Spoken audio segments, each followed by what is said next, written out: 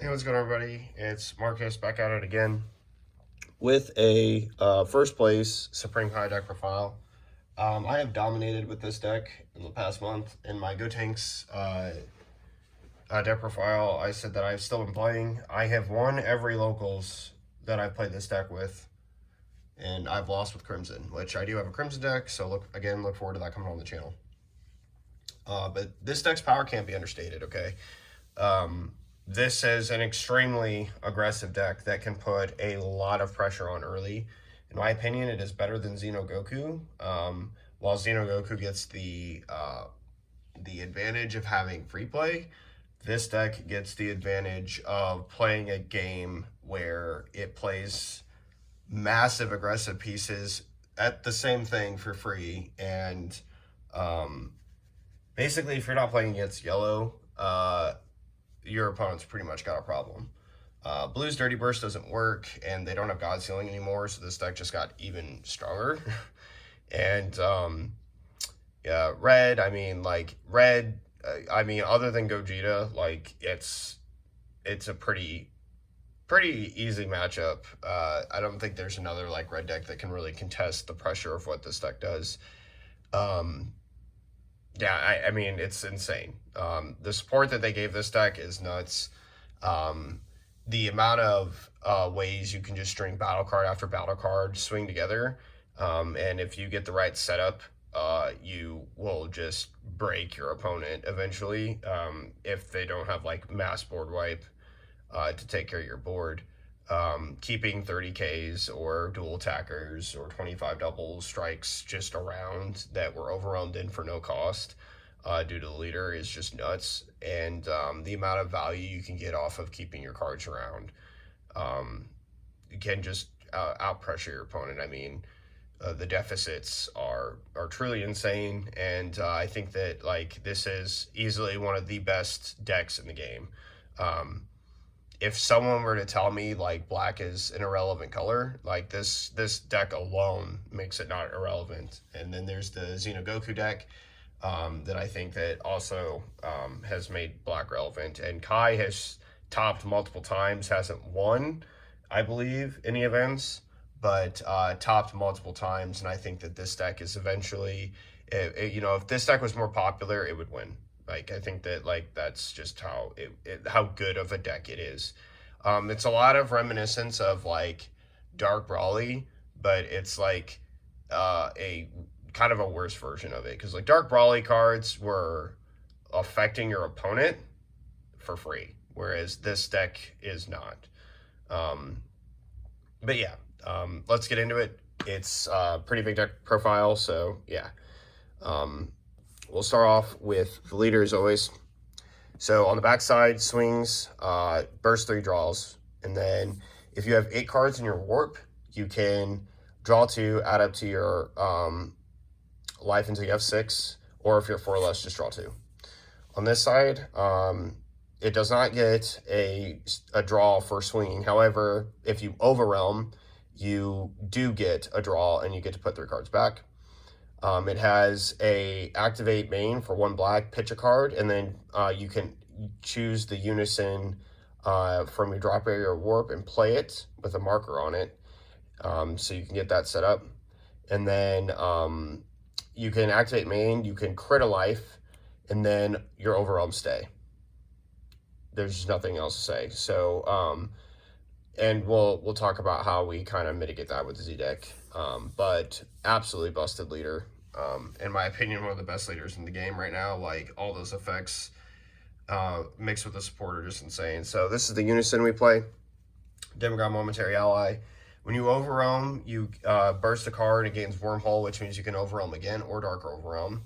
That's a +1 to put 2 black battle cards from your warp into your drop, and then a -3, which I have used in this deck, to add 2 cards with overwhelm between a cost, I believe, of 3 and 7.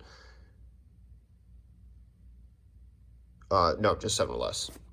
So yeah, I'm thinking of the Beyond All Limits ad. But the fact that you get to add 2 6-drops is just insane value. And I'll talk about how, I guess I'll talk about now since we're on the Unison. So I had plussed this card. Not plussed it, sorry. I had overwhelmed with the card, gained wormhole, did my thing, right? And then I minus three'd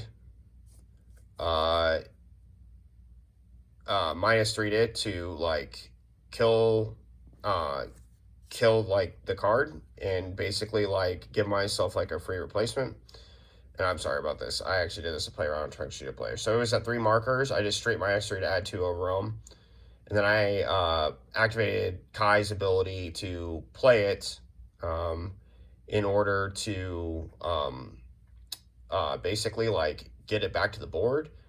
And then because I played it to the board, like it proc like the Trunks and like Poutine effect. And then I was just able to get my aggression online.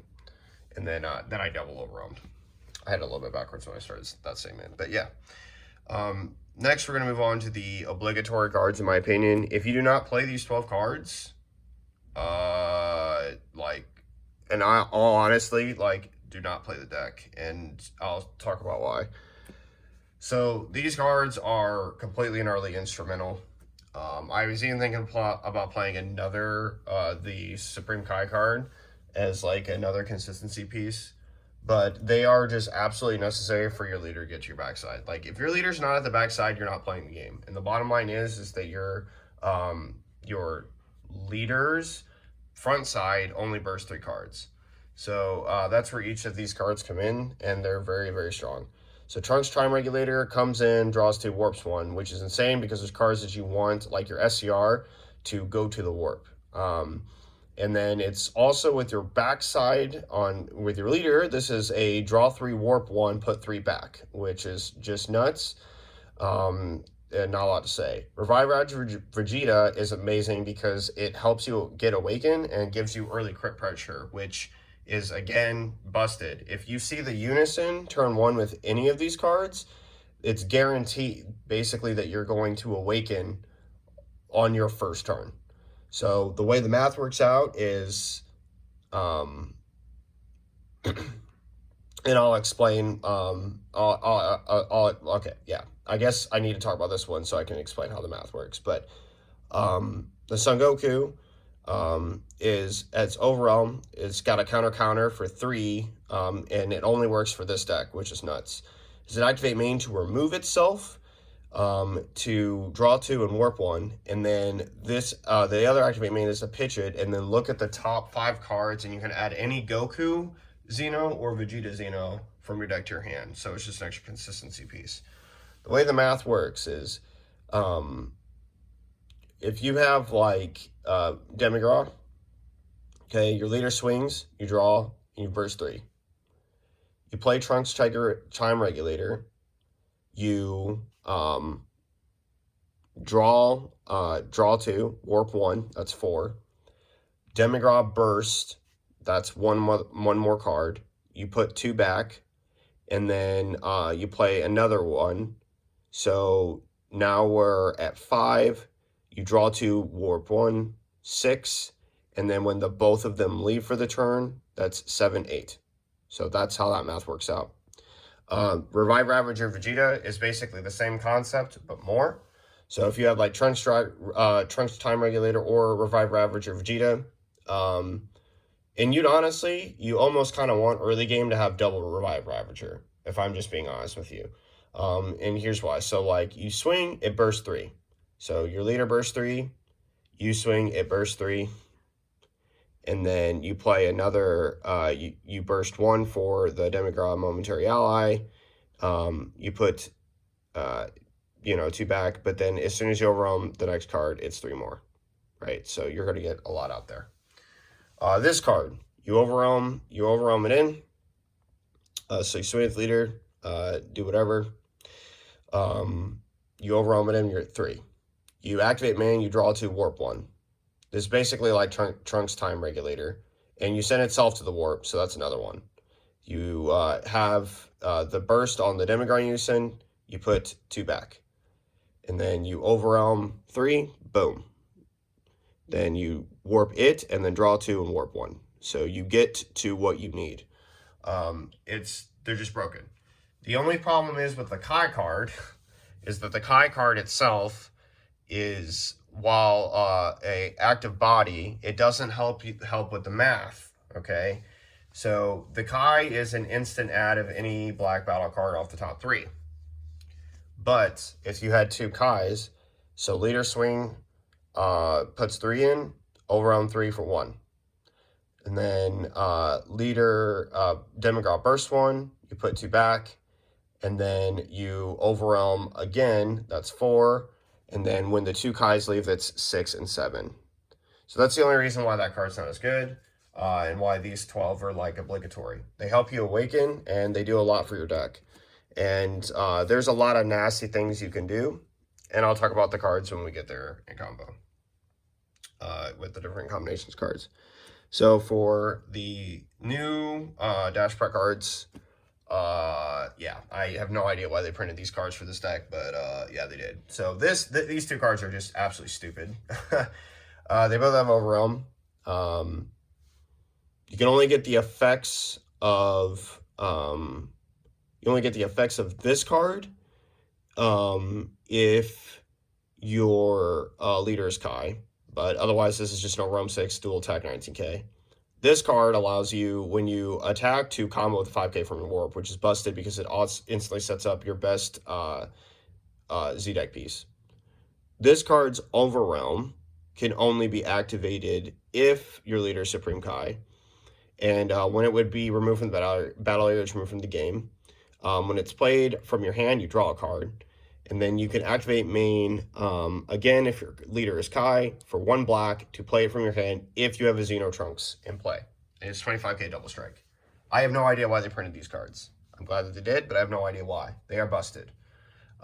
So this card is like thwarting, but instead of warping a card, you draw a card, which is basically how you should see the card. Like, it's thwarting the Dark Empire, except for yeah, just draw instead of warp a card. This card is nuts because if it lives with the leader's effect on the backside, it essentially means like next turn, and these cards don't have unique either, right? So my Overwhelm does not have to be spent on this card. I can pay an energy for this, right? Which is what makes the card really busted. There's more than one way to play the card. And the only condition to play this card for 1 is if you have a Trunks Xeno in play, which this card also is. So like it synchronizes super well with basically how you would want to like line up your plays and do whatever. And what makes this insane is that like if I overwhelmed like this card twice, or I overwhelmed it. Oh, sorry. Actually, I think this one can only be overwhelmed once per turn. So this is once per turn overwhelm. So I'll show you my other overwhelm pieces here in a second. But like I played like Beyond All Limits or something else, and I played this, and they lived, and I played this card. So I have a dual attack 19k that basically is 24. I have a 25k double strike and a 30k. They all lived. That entire play cost me 1 energy. And like the fact that I get to like keep my board and then repeat that process over and over again is insane. Next, for our other 6 drops, we play 3 Beyond All Limits and 1 SS4 Vegeta Faint Greeting. This is just my personal tech. Because we play Thwarting the Dark Empire in the deck, I wanted to have another 30k, like another Vegeta piece. Otherwise, that basically leaves us Vegeta Xeno to like only super combo. And it's just it's also a nice 6 drop, right? It gets a warp card out of a opponent's hand. Beyond All Limits is busted because it adds any of the pieces of your deck. Like it's just insane. Beyond All Limits can add the counter, right? So like if you have like 5 energy, you can like Overwhelm 6 for Beyond, add the counter Goku back to your hand, and basically say, yeah, like try to flood me. It's not gonna work. Next, these are 2 of my personal tech cards, and I have no idea why people are not playing this. So this is Son Goku Man on a Mission. It is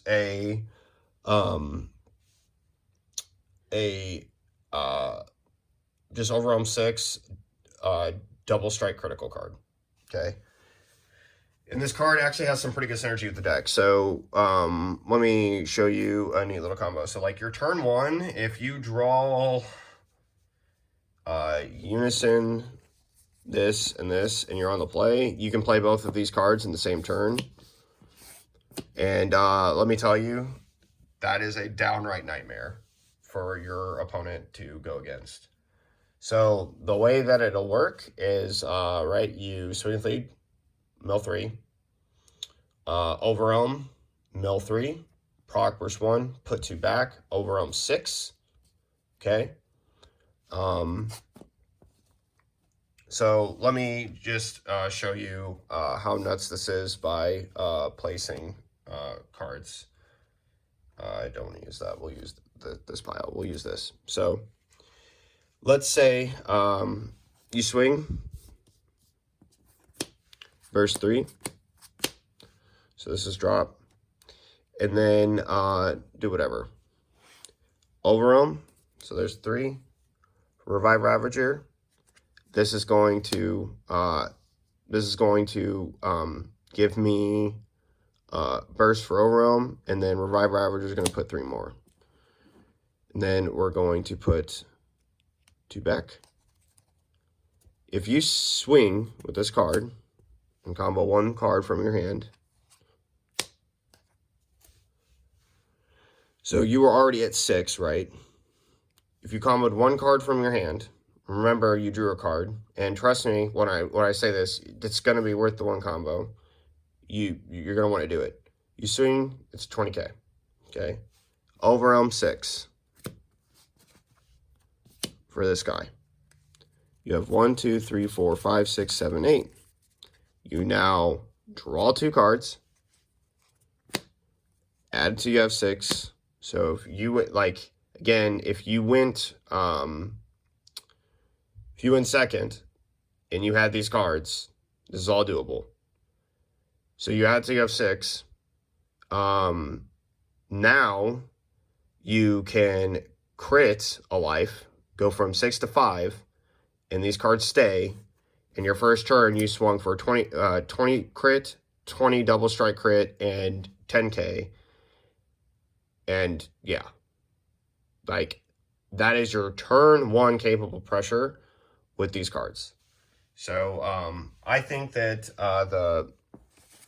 the Man on a Mission is just a really strong card, and it's definitely like one of those cards where like I think that like people shouldn't sleep on it. And the combo of the 1 card from your hand isn't that terrible, because you're basically going to instantly plus. And now every other card in your hand is just going to like you're going to start generating a lot of value off your overwhelms, because you're going to get the plus for them, and on top of whatever advantage they net you. It's one of the reasons why the 3-drop tricks is so good. Moving on to our other overwhelms, we have 2 SS Bardock, the Tenacious. I play this card instead of the Gohan rare. I don't think the Gohan rare is very good in this meta right now. I think it might be good against certain low to the ground decks, but it's definitely not as strong as like I would like it to be. It's good against Piccolo the Infiltrator if they play Pan, which is a card that I don't have a side deck for this yet, but I would bring it into the side for that.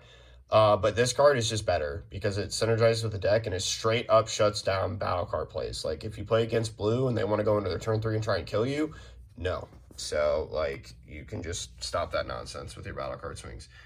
And it's really strong against like just like stalling out like certain decks that just need to be stalled, right? Onto our other realms, we play 4 Mirror Assault from the Skies and 2 Mirror Creator Absorbed. So one thing that I was running into when I was playing this with just like niche 30k, like beat down, do whatever, is that I realized that like our end game pressure is like strong in numbers, but not in like straight pressure of a single card. And these cards solve that. This card is dumb, and it needs to be banned personally, but like I just don't understand why this card still exists. Like it should not exist, okay? But it's here. So you're obviously going to get like a bajillion attack power when this card swings. And this card's nuts because it gives you energy back. And if you double overwhelm 2 of these cards in for the turn, that entire play was free, basically. And while the math is a little bit hard, it just depends on like what kind of like combo and whatnot like you've set up, or and trust me, also like Kai is like stupid. Like you probably don't remember because we're 20 minutes into the video, but like this leader allows you to, one, you discard a card to play the Demigod Unison, which is a card that is inherently going to give you 2 more cards back. It has the ability that when you overwhelm for the first time, you put 3 cards back. You crit a life, put 2 more battle cards from your war back in there to retain your overwhelm cards.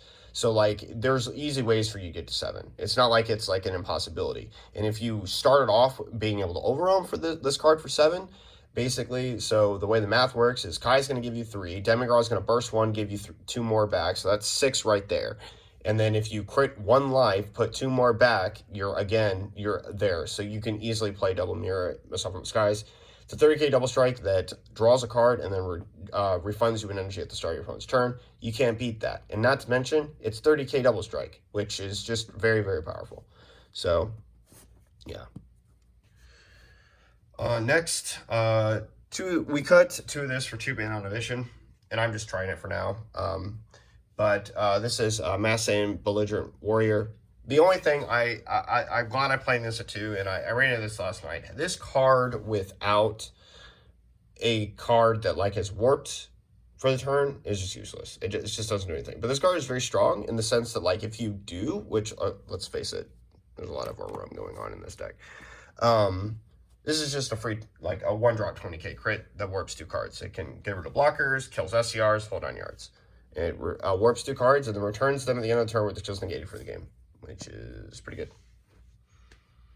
On our super combos, we play 4 Vegeta and 4 Supreme Prime Time. And I'm calling her a super combo because, yeah. The only reason why I am playing this card in this deck, even though our leader's not saying we're not going to get, if we burst this card off the deck, it doesn't matter. That is not why we play the card. It is because we are playing a burst deck, 60 cards, and we may not see this card. So it's super important.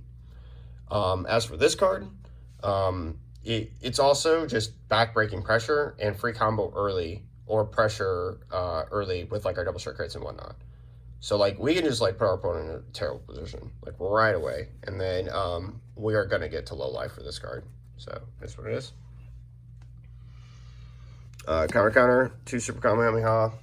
I think you have to play it. You just have to. Next we play, for a negate package lineup, we play only 3 Supreme Kai of Time and 2 Sport of the Arc Empire. Keep in mind, we main deck the Bardock. So the Bardock basically is like a massive inhibitor to our opponent's plays, which we compensate here for just a good negate to interrupt their plays. Unless they're playing Unisons, this isn't a really big deal. Like Green Cooler, I did play Green Cooler last night, and I still won. So it is what it is. Next to our 1-0s, we have 1 Kai, 1 Trunks, and 1 Thorning. Basically our 4 SCRs of the deck. It is okay if all of these cards but this one gets warped. Or milled or whatever. This card is obviously extremely strong for Mira. So yeah, thwarting is thwarting, and I do like this card at least as a one-of. Like the fact you want access to this card, you just want access to the card. Like it's busted, right? Like if I'll give you an example of a situation that I ran into. My opponent basically played a card that stunned my big guys, and then I was able to play this just from the warp.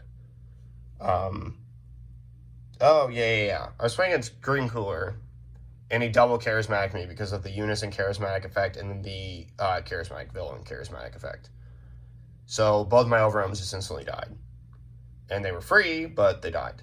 So then I got to play this and my SCR, which is this nasty boy.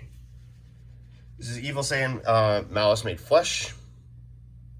This card, what it does is when it comes in, If your opponent's life is at 2 or more, you get to look at their life and warp a card out of it. It's energy cost 7 or less. You also get to warp one of your opponent's battle cards, ignoring barrier. And you can then choose one of your opponent's battle cards with an energy cost 7 or less in their warp and play it to your board. With the skills negated for the game. Auto. When your opponent plays a battle card, you may take the card.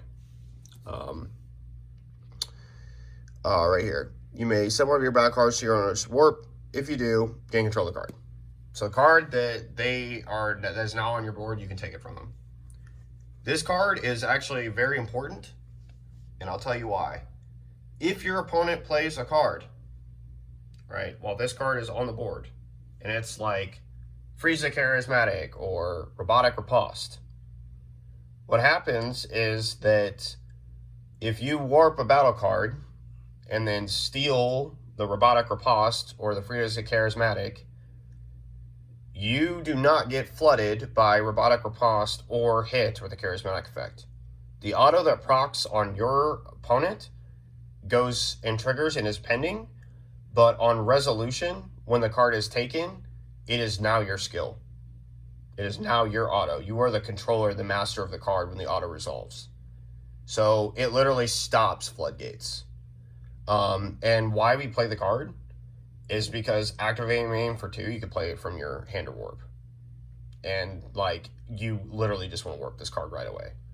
So that it's just sitting out there getting overwhelm after overwhelm after overwhelmed card put on top of it. Your opponent forgets about it, and then you like get them to 2 or 3, and you have either like Mirror Champa or this Champa to kill them, or at 2 to take them to 1, and then say every single swing, which is a lot and very powerful, is going to run you over. So yeah.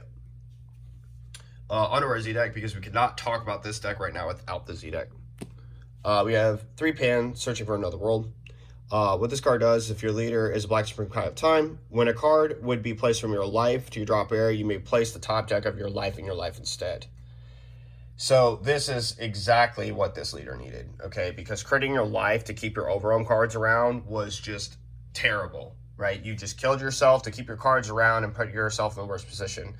Pan replaces the life, and that's just huge. This allows you to maintain your value while not deficiting your life anymore. And then its second effect is insane. It has an activate main for Bond 3 Xeno, which means, and it's limit 1.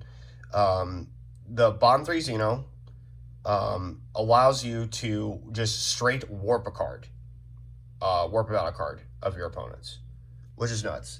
It is a 1 cost, 2 Z energy Z battle card. And that's very easy because the 6-drop trunks from the draft pack, the dash pack, sorry, not draft pack, but dash packs gives you 2 Z energy charges immediately. So yeah, she's really, really strong. Like really, really strong for the deck. 1 SSB Vegeta, because we do. 2 Majin Buu, Pure Destroyer.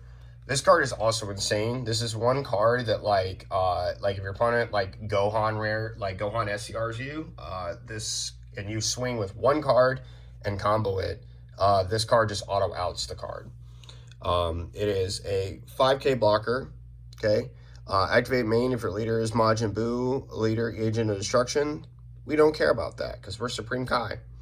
But I knew that before I started reading it. This is the real effect we care about. If your leader is black and you have 3 or more energy and you place 1 card for your Z energy in your drop, choose up to 1 of your opponent's battle cards, place it under this card, and this card gets 20,000 power to start your opponent's next turn.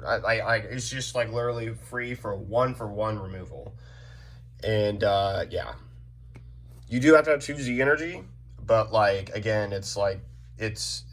because this card itself can produce another Z energy if you combo. You could just basically take the card. And then excuse me, Demigod. Begrudging Ally. So this is a Z battle card that I've thought was terrible, but like in this deck it is actually busted. Why? Because 1, we are overwhelming all the time. So our plays, by the way, in the deck are free. So if you're not playing against a super aggressive deck, you're playing against a stally deck that wants to like do whatever, like you're gonna be able to play this card and know that you're not dead. Okay, so like that's one thing. This card's nuts. So what happens when you activate Overwhelm? Dark Oak Realm, or play a battle card from your warp. You draw a card and warp one of your opponent's battle cards 6 or less. And permanent, this card gains 2,000 power for each card in your Z energy. It's also got unique, I believe. That's the tag on it. Yep, there it is, unique. So, yeah, you just get to warp a card, draw a card every time you play your game, and then the more Z energy you build, the stronger this card gets. It is a good value card, and it's not impossible to make. Trunks off combo by itself generates 2 Z energy. So the Z energy cost of this card is not that bad. So basically for a 2-drop, you get an extra draw and whatnot. And let's put this into perspective. If you played the Trunks time regulator while this card's on the board, you get to warp a card 6 or less. You get to draw for the Demigras. You get to draw for your leader. You get to put 3 back with your leader. You get to draw 2 and warp 1 with your Trunks. So you've drawn 4, warped a card, put 3 back. Okay? And then you've warped another card, and then you burst 1 and get to put 2 more back. So you have 6 cards in your drop, and you just drew 4 cards. It's pretty good. And warp a card. So yeah, that pretty much does it for your how about that? My